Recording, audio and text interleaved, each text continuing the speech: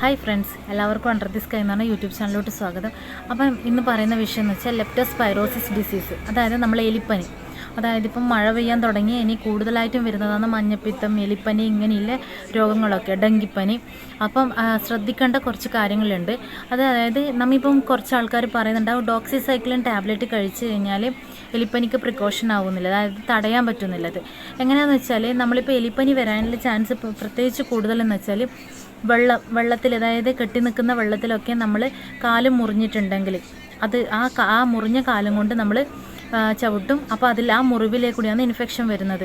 അതുപോലെ തന്നെ ആ കൈ കൊണ്ട്, അതായത് നമ്മൾ ഇപ്പോൾ കാല് ഇപ്പം മുറിഞ്ഞിട്ടില്ല, ചവിട്ടി, അപ്പം ചെറുതായിട്ട് ചൊറിഞ്ഞു. അപ്പോൾ ആ കൈ കൊണ്ട് തന്നെ നമ്മൾ അറിയാതെ കണ്ണിൻ്റെ മ്യൂക്കസ്, അതായത് മൂക്കിൽ മ്യൂക്കസ് എല്ലാം വരുന്ന ആ സ്ഥലങ്ങളിൽ നമ്മൾ ഇത് കോണ്ടാക്റ്റ് ഉണ്ടെങ്കിൽ ഇത് വരാനുള്ള ചാൻസ് കൂടുതലായിരിക്കും. അഥവാ നമുക്ക് അങ്ങനെ ഒരു ഡൗട്ട് വന്നിട്ടുണ്ടെങ്കിൽ, അതായത് ചളിയിലെ കാല്, നമ്മൾ മുറിഞ്ഞ കാല് തൊട്ടിട്ടുണ്ടെങ്കിൽ, അങ്ങനെ നമുക്കൊരു സംശയം തോന്നിയിട്ടുണ്ടെങ്കിൽ എന്തുവാണെന്ന് വെച്ചാൽ ഡോക്സിസൈക്ലിൻ 100 mg ആണ് നമുക്ക് അവൈലബിൾ ആയിട്ടുള്ളത്. അത് 2 വെച്ചിട്ട് ആഴ്ചയിൽ 1 വെച്ചിട്ട് കഴിക്കണം. അതായത് 4 പ്രാവശ്യമായിട്ട്, അതായത് ആഴ്ചയിൽ 1 വെച്ച് 1 മാസത്തേക്ക് ആണ് ഇതിൻ്റെ സൈക്കിൾ കംപ്ലീറ്റ് ചെയ്യേണ്ടത്. അതായത് 2 ടാബ്ലറ്റ്, 100ൻ്റെ 2 ടാബ്ലറ്റ് ആകുമ്പോൾ ഡോക്സിസൈക്ലിൻ 200 വെച്ച് വീക്ക്ലി വൺസ് വെച്ചിട്ട് കഴിക്കണം. അങ്ങനെയാണ് അതിൻ്റെ ഡയറക്ഷൻ വരുന്നത്. അപ്പം ഓക്കെ, താങ്ക് യു.